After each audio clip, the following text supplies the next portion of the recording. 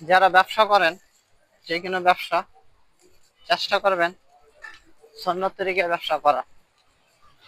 দেখেন সেদিন একজনে জীবলক ঈদগাহ মাঠের থেকে একটা বিমান নিয়ে গেছিল, তার দাম নিয়েছিল প্রায় 300 টাকা।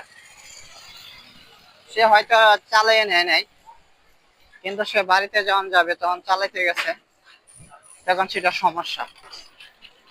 তখন দোকানদারে কি করলো, যখন আসলো তখন সেই জিনিসটা ফেরত দিল না।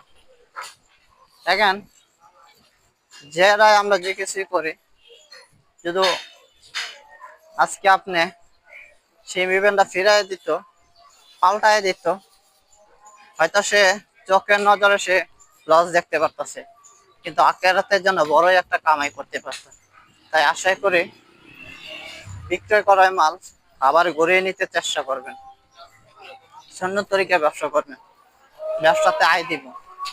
আর সুন্নত তরিকায় ব্যবসা করবেন না, 1000 টাকা বিক্রি করলেও সেই জায়গাতে আপনি কোনো বরকত পাবেন না।